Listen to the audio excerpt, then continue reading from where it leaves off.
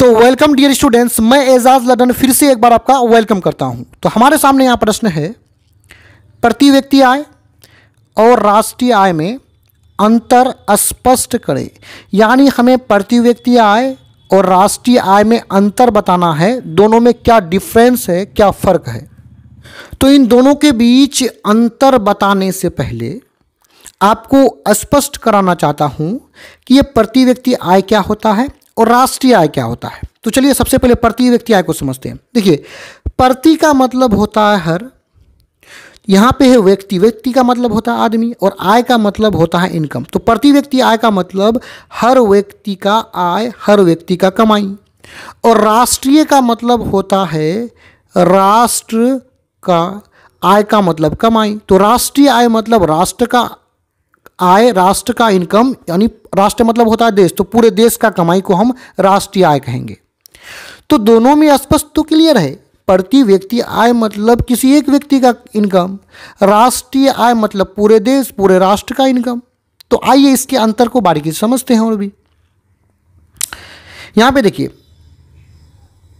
यहां पे समझिए, प्रति व्यक्ति आय एवं राष्ट्रीय आय में निम्नलिखित अंतर है। प्रति व्यक्ति आय और राष्ट्रीय आय में अंतर कहाँ है? निम्नलिखित है, मतलब नीचे लिखा हुआ है। आइए प्रत्येक अंतर को यहाँ पे देखते हैं। आप यहाँ पे देखिए, इधर है प्रति व्यक्ति आय के बारे में लिखा हुआ और इधर आपको मिल जाएगा राष्ट्रीय आय के बारे में। तो पहला क्या अंतर है, आइए देखते हैं। यहाँ पे प्रति व्यक्ति आय का अर्थ, प्रति व्यक्ति आय का अर्थ क्या होता है, उसका मतलब क्या होता है उस समझिए। प्रति व्यक्ति आय का अर्थ सीधे तौर पर किसी व्यक्ति की औसत आय से लगाया जाता है। यानी प्रति व्यक्ति आय का अर्थ हम किसी व्यक्ति के औसत आय से लगाते हैं कि प्रति व्यक्ति आय का मतलब किसी व्यक्ति का औसत आय है। अब यहाँ पे औसत आय का मतलब क्या होता है समझिए। औसत आय, देखिए, किसी व्यक्ति का आय अधिक होगा, किसी व्यक्ति का आय कम भी हो सकता है। तो औसत में क्या होता है कि इन दोनों के बीच जो आय बनेगा उसी को औसत आय बोलेंगे। यानी किसी व्यक्ति का यदि आय 2000 रुपया है और किसी व्यक्ति का यदि 4000 रुपया है, तो दोनों को जोड़ करके, दो व्यक्ति है तो हम 2 से भाग लगा देंगे। तो यहाँ ऊपर में ऐड करेंगे तो कितना होगा, 2 और 4 6000, और 6000 को 2 से भाग देंगे तो कितना बचेगा, 3000। यानी औसत आय हो जाएगा 3000।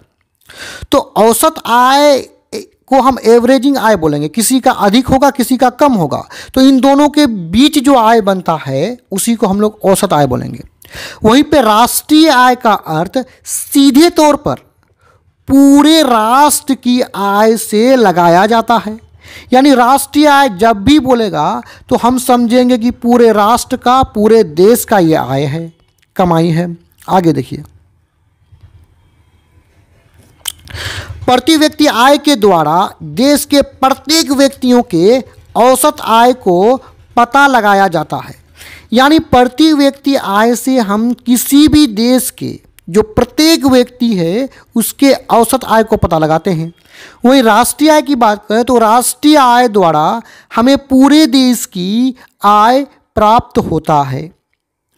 अब प्रति व्यक्ति आय और राष्ट्रीय आय क्या होता है उसके डेफिनेशन को देखते हैं। यहाँ पे प्रति व्यक्ति आय के बारे में है कि राष्ट्रीय आय में, पूरा जो राष्ट्र का आय है में, देश की कुल जनसंख्या से भाग देने पर जो भागफल प्राप्त होता है, सॉरी यहाँ पे मिला करके होगा, भागफल प्राप्त होता है, उसे प्रति व्यक्ति आय कहा जाता है।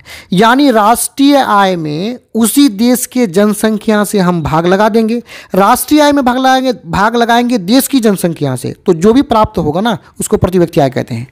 वहीं यहाँ पे देखिए राष्ट्रीय आय के बारे में देखिए, किसी देश में एक वर्ष की अवधि में उत्पादित वस्तु एवं सेवाओं के कुल मूल्य को राष्ट्रीय आय कहा जाता है। यानी किसी भी देश में एक वर्ष की अवधि में जितने वस्तुओं एवं सेवाओं का उत्पादन किया जाता है, उन सभी वस्तु एवं सेवाओं के मूल्य को यदि हम जोड़ देंगे तो उसी को राष्ट्रीय आय कहते हैं। तो यहाँ पे ये वीडियो समाप्त होता है। वीडियो देखने के लिए आपका बहुत बहुत धन्यवाद।